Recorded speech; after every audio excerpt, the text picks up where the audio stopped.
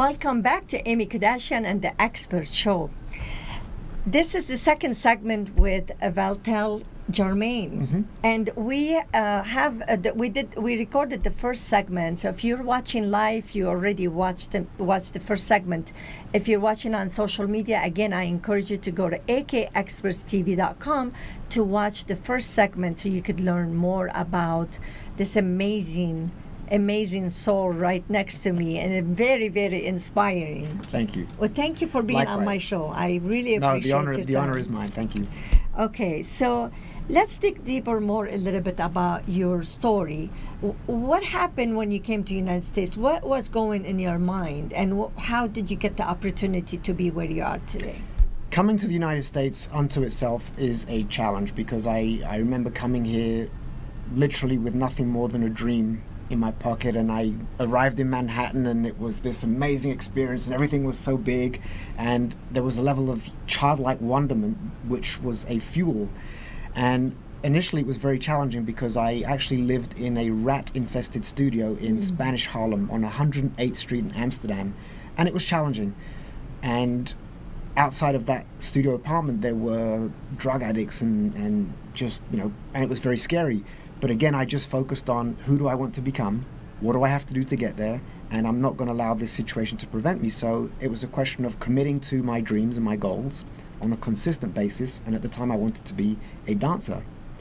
So I would take 4 classes a day. I would do as many auditions as I possibly could. I was just laser focused. Just laser focused. So most people, they think, okay, you come to the United States, the land of opportunity, and everything is very nice, and everything's so easy to get to where you're at today. And I know that, you know that, but majority of people have expectation. Even the people who lives in the United States, they have expectation to make it really fast and without paying the price for it. So when you came here, you were shocked a little bit what you were seeing, because it was a dream for you to come to the United States. Yes, in the dream it's also poetic and it's just smooth sailing, but the reality, that's not life. Reality is, life is tough and it's a challenge. And something that we mentioned before, and you reiterated it, there's challenge, but there's opportunity. And so as you're going through these challenges and these struggles, you have to focus on, this is an opportunity for growth. I'm not going to be here forever. And again, struggling in New York, I realized that, no, this is one of the best opportunities I've ever had, and I'm willing to eat less food this week, because I know to survive. In order to survive. But through going through these struggles, I envision what tomorrow is going to look like, what it's going to taste like, what it's going to feel like, and that's my motivation. So let me ask you a question. That happened to me, because when I came here, it was a different challenge, because I lived in the war. I knew how to deal with the war. You knew how to deal with your country. But then coming to the United States, it's a different type of challenge that we have to learn all over again and face, to learn how to navigate that. How difficult that was for you? It was very difficult, but it goes back to attitude, and the attitude is one of adaptability. In order to become the person we want to become, we have to embrace, welcome change. If we're not willing to change, we remain who we are. And so for me, the tools that I used is going back to my inner child. As children, we have enthusiasm for everything that we see, and it's magical. And so we learn by, a baby gets up and falls 100 times, it doesn't give up. It just does it again and again and again. And so I had to remind myself, what would the 7-year-old Vital, who was dreaming of flying one day, what would he do? And then a little smile would come on my face, and then I'd be like, yes, that's what he would do. And then that enthusiasm, that hope, that dream would make me forget the actual problem at hand, and I'd just focus on tomorrow. It just, like you said, laser focus on something. Yeah. And this is, so what happened with the first interview you got? The very first interview? With the where you done when I auditioned. Auditioned, yes. Auditioned, not Cirque du Soleil. This is actually quite a funny story that's in the book, and it's more elaborate in the book. But the short version is, I'm living in New York, and I've not heard of Cirque du Soleil. This is back in 1993. I don't know who they are. And a friend of mine says, Vital, there's this French-Canadian company. She can't even pronounce the name. They're looking for acrobats, dancers like you. And I'm thinking, circus, this is silly. I'm going to be cleaning elephant dung, and I'm going to, be a human cannon and wear a clown nose, and it was silly. And then I went to the audition, but here's the blessing. I went to the audition with no attachment to the outcome. And so I went there, and I was probably the most authentic Vital Germain that I had ever been. And it was a question of, hey, this is who I am. This is what I can do. This is what I can't do, but this is who I am. And then they sort of experimented with, hey, can you try this? And I'm like, yeah, I can try this, and I'm going to try this too. And it was just a question of being open, being free, forgetting my inhibitions, and that was the quality that got me the job. But I've since applied that in life. When we are our authentic selves, it's beautiful. It's a beautiful thing. Absolutely. Would you agree now, when we don't know anything about something, like I didn't know anything about having a show or doing a show, I just jump on it. Yes. In 1 week, I'm like, okay, I'm doing the show, I'm here, I'm going to just jump on it. Would you agree jumping on something without thinking about it too much, that will allow you to free yourself more? I totally agree with that, because there's a beauty in, by jumping into something, you actually put yourself where you live in the moment. You haven't gone in and calculated it and worried and stressed. You just jump in it with reckless abandon, and whatever happens, happens. And humans, we're adaptable. And for the most part, we'll figure out what needs to be done. So not too much thinking. Not too much thinking. Not too much thinking. Let it and go. let it go, right? Yes. Get out of your own way. So what happened, why you were inspired to write your book, and you wrote the second book? What inspired you to do that?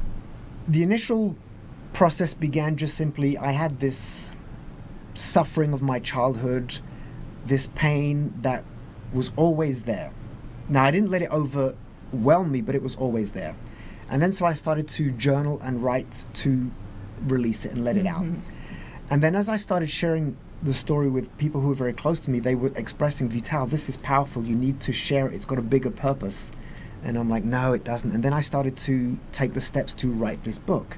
And in writing the book, I realized, yes, my experiences, my pain, my suffering can help other people. And that was very empowering, that I now have an opportunity to inspire and empower other people to live their dreams. And it was the poetry that I think I was missing in my life. To pay it forward. To pay it forward, right? Yes. So yes. kind of like we got to where we want to be, and now it's our mission Yes. to share and say, okay, you know what, I'm going to give you hope. So I see that in you. I see that in your soul already. Thank you. Just want to help very, from the heart more than anything. And along the journey, there were people who helped me. Yes.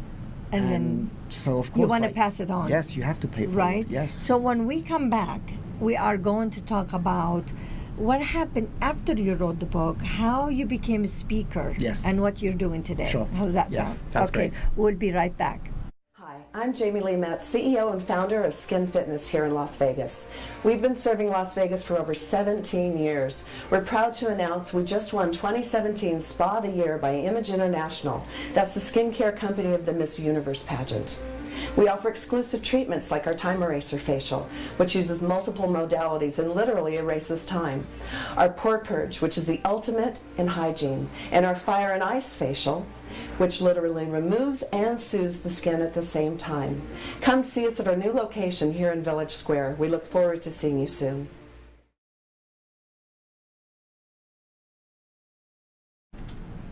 Welcome back. We are here with amazing guest, Vital Germain, and we've been sharing his journey and how he overcame so many obstacles and came to United States and took an action to write a book to pay it forward.